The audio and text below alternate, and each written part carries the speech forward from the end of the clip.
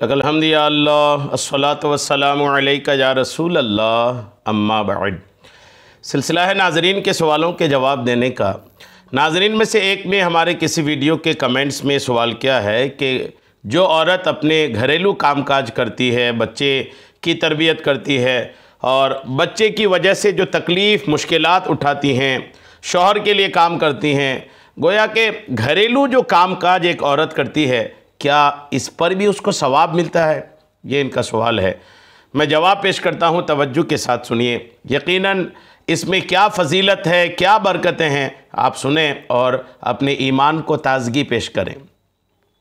वाज़े रहे, बिल्कुल ये क्लियर हो जाए कि औरत अगर घरेलू कामों की अंजाम दही और औलाद की तरबियत करने पर यह नीयत कर ले कि इन फ़राइज़ को अदा करने का मकसद शौहर को खुश करना और अल्लाह को राज़ी करना है, तो औरत का सारा अमल सवाब बन जाता है। घरेलू चार दीवारी के अंदर जो कुछ भी अपने शौहर की औलाद, अपने शौहर के माँ बाप, इनकी खिदमत के ताल्लुक़ से, अपने शौहर के खुश करने के लिए, अल्लाह की रज़ा के लिए जो कुछ भी ये अपने चार दीवारी के अंदर मेहनत व मुशक्क़त, तकलीफ़ें, खिदमत, औलाद की तरबियत के सिलसिले में तकलीफ़ें, रात को जागना, दूध पिलाना, परेशानियाँ, कई तरह से औलाद जो है अपने माँ को परेशान करती हैं। तो ये सारी जो मुश्किलात उठाती है ना, अगर ये अल्लाह को राज़ी करने के लिए औरत करती है तो बिलाशुबा इसमें औरत को सवाब मिलता है। औरत को घरेलू अमूर, घरेलू मामलात, घरेलू कामकाज की अंजाम दही पर मिलने वाले अजर व सवाब कुछ यूँ हैं। आइए तवज्जो से सवाब भी सुन लीजिए क्या मिलता है। हज़रत हसन बिन सुफियान रदियल्लाहु ताला अन्हो लिखते हैं कि आप अलैहिस्सलाम ने फरमाया, यानी हदीस पाक में है, हमारे नबी ने फरमाया, ए औरतों, क्या तुम इस बात पर राज़ी हो कि जब तुम में से कोई औरत अपने शौहर से हामला हो और शौहर उससे राज़ी हो, उसको ऐसा सवाब मिले जैसे अल्लाह की राह में रोज़ा रखने वाले और शब बेदारी करने वाले, यानी रात को जाग कर इबादत करने वाले को सवाब मिलता है। सुभान अल्लाह। यानी कोई औरत जब अपने शौहर से हामला होती है और कंडीशन ऐसी हो कि औरत से उसका शौहर राज़ी भी हो, शर्त है ये बात कि औरत से उसका शौहर राज़ी हो, तो ऐसी औरत जिससे उसका शौहर राज़ी हो, ऐसी औरत जब अपने शौहर से हामला होती है तो उसे रोज़ा रखने का भी सवाब मिलता है।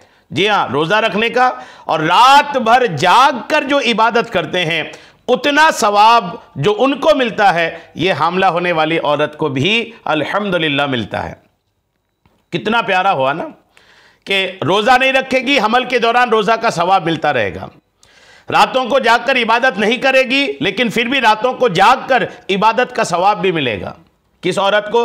वो औरत जिससे उसका शौहर राज़ी भी हो और वो हमल से हुई हो, उसे इतना सवाब दिया जाता है। और ये औरतें सुने इसको और अपने आप पर फ़ख्र करें कि आप अल्हम्दुलिल्लाह मुसलमान हैं। दौरान हमल चुके तकलीफ़ होती है, जाहिर सी बात है, हमल में कितनी तकलीफ़ होती है ये एक औरत ही इसको महसूस कर सकता है।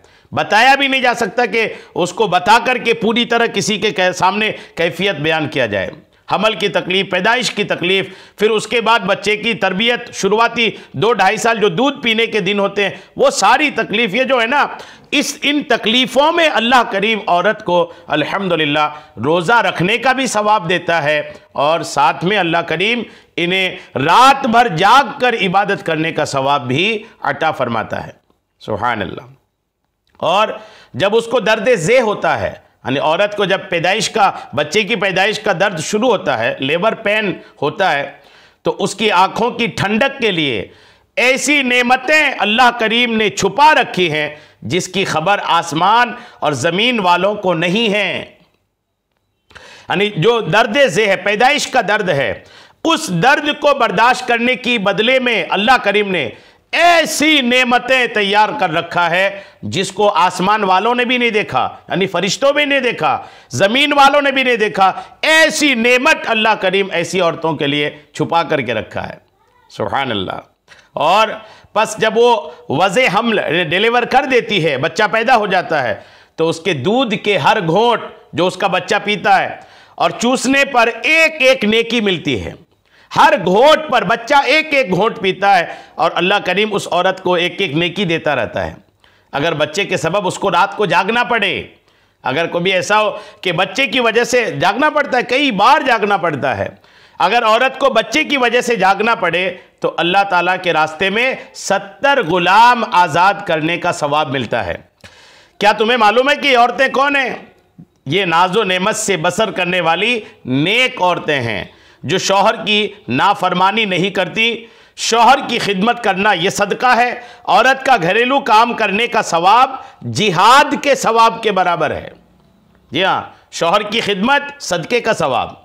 और जो औरत घरेलू कामकाज करती है ना, वो घरेलू कामकाज के बदले में उसे जिहाद का सवाब मिलता है। सुभान अल्लाह।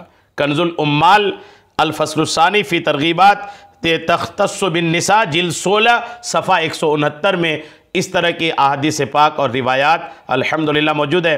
और शौहर की खिदमत सदका है, ये भी कंजुल उम्माल की ही जिल्द 16 सफ़ा 170 की हदीस पाक है। तो गौर कीजिए कि जब ये हालात हैं, ऐसी इबादत का सवाब अल्लाह करीम अता फरमाता है, तो फिर औरतों को चाहिए ना कि वो अपने शौहरों के काम, अपने शौहर के घर का ख्याल, ये सारा कुछ निहायत ही तरगीबी अंदाज में करे। एक और हदीस पाक सुन लीजिए। हज़रत अबू हुरैरा से रिवायत है कि रसूल करीम अलैहिस्सलाम ने इरशाद फरमाया, जो औरत रब्बे करीम से डरे, अपनी शर्मगाह की हिफाजत करे और शौहर की फरमाबरदारी करे, तो जन्नत के 8 दरवाजे खोलकर उससे कहा जाता है कि कहा जाएगा क़यामत के दिन कि तू जिस दरवाजे से चाहे जन्नत में दाखिल हो जा। सुभान अल्लाह।